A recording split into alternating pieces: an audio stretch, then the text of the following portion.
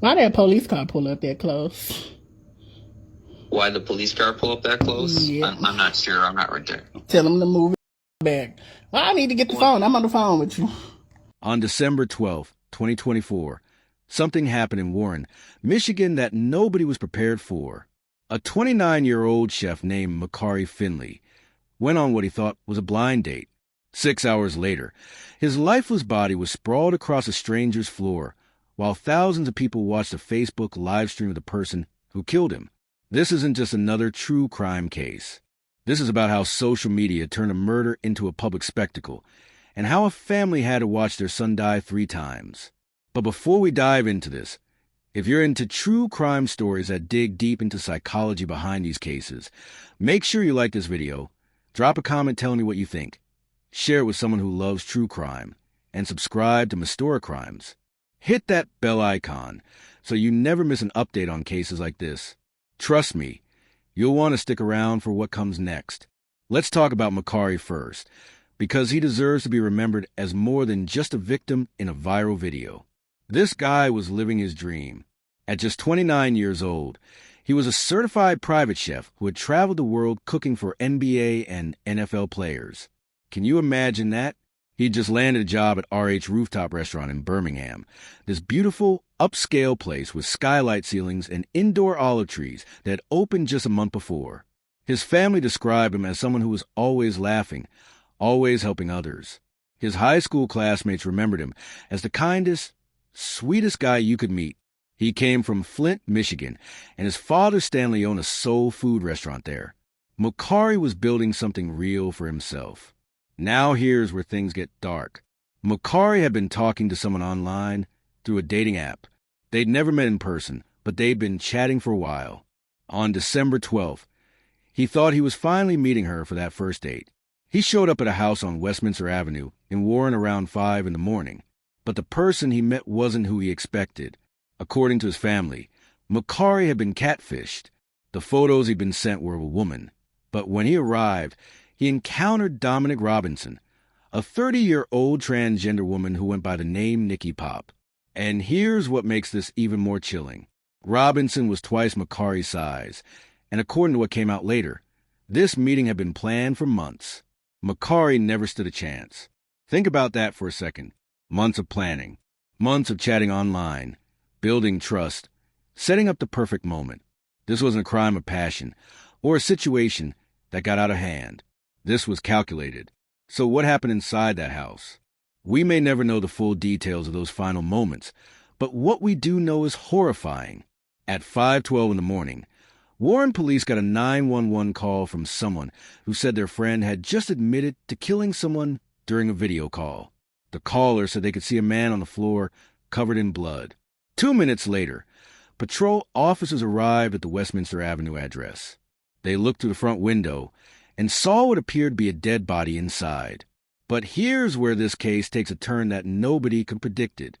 Dominic Robinson barricaded herself inside the house and did something that still shocks me to think about. She started live streaming on Facebook. For 6 hours, while Mucari's body lay dead on the floor behind her, Robinson broadcast everything to the world. And I mean everything.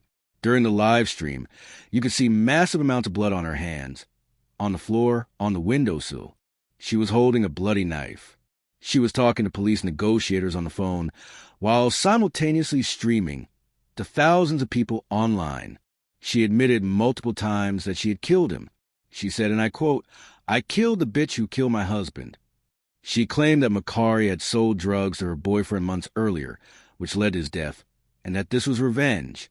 Now, let me be clear about something.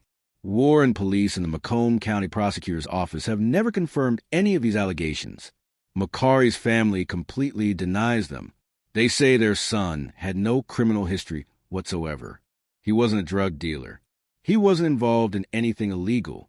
But here's the problem with social media. Once something is out there, once thousands of people have watched it and formed their opinions, the truth becomes almost impossible to control. Can you imagine being Mucari's family and watching this unfold online?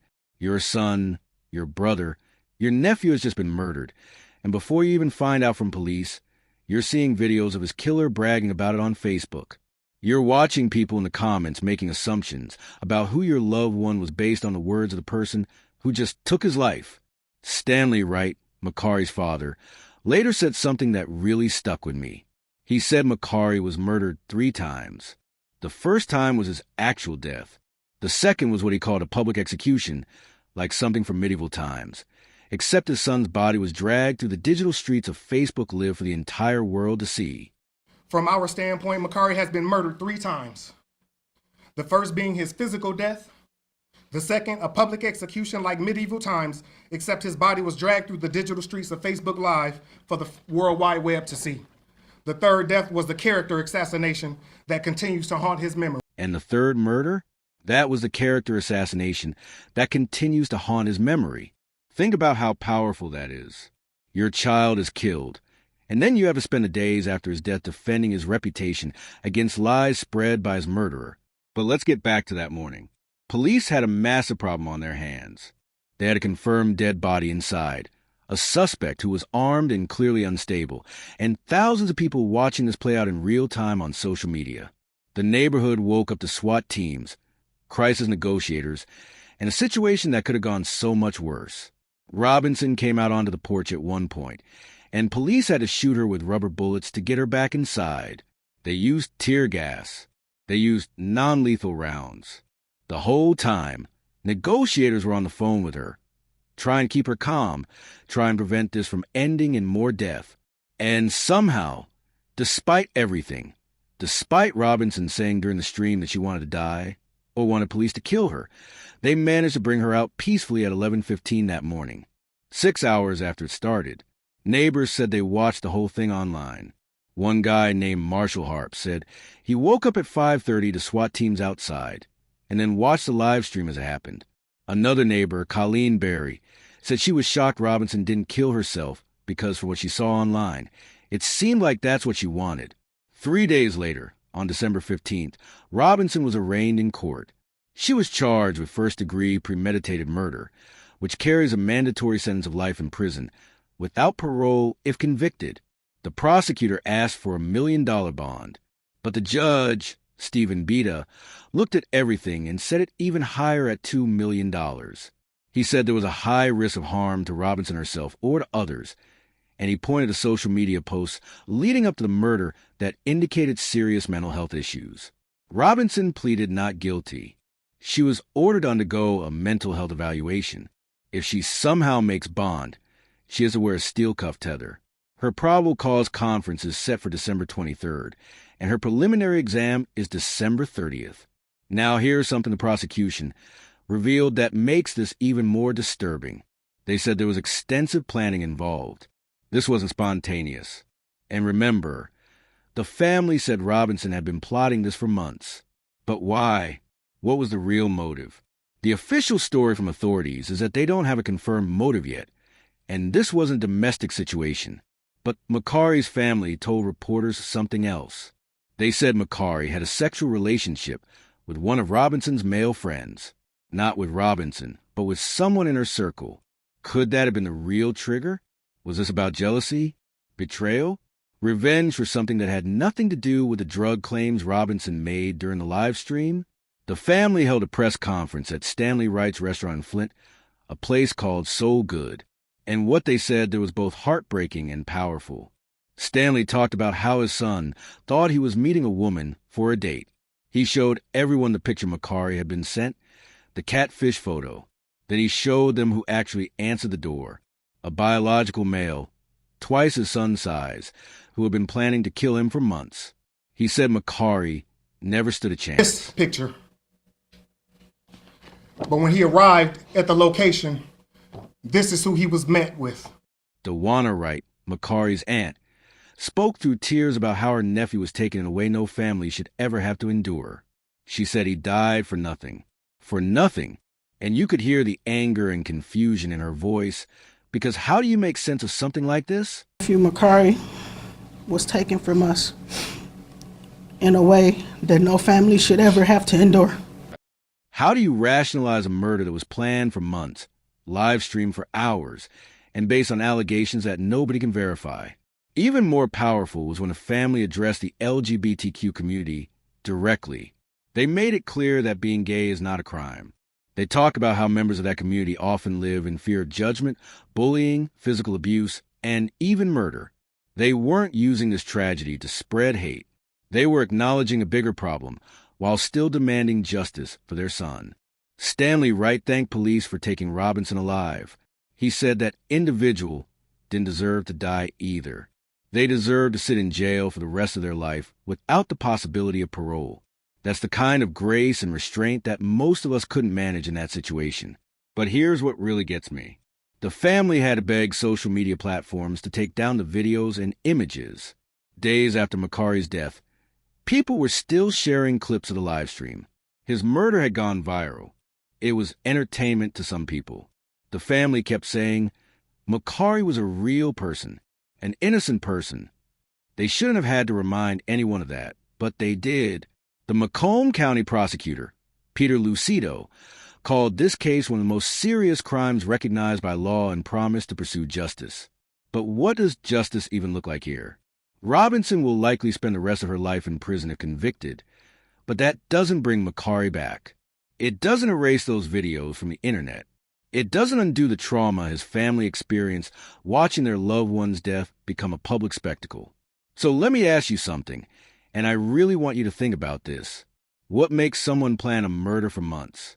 What kind of psychological state do you have to be in to not only kill someone, but then broadcast it to the world? Was Robinson genuinely seeking revenge for a boyfriend's death, or was that just a convenient excuse?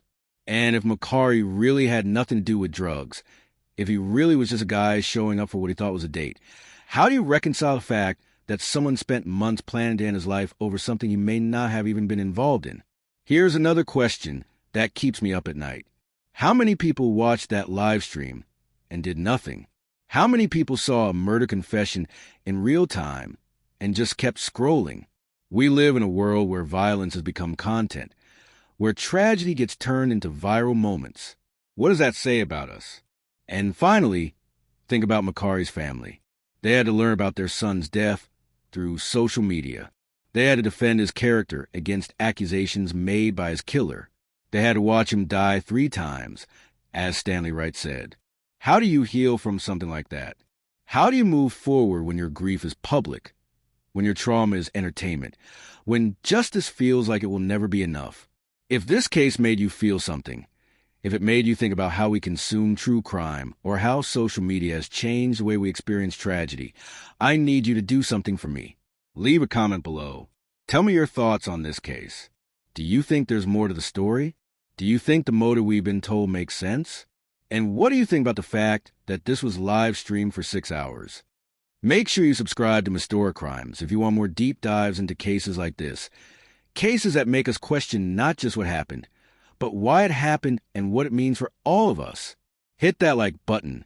Share this with someone who needs to hear this story. And click that bell icon so you never miss an upload. Mucari Finley deserved better than the death he got. He deserved better than having his final moments turned into a viral video. The least we can do is remember him as a person, not just a victim in a story. Rest in peace, Mucari. Your life mattered.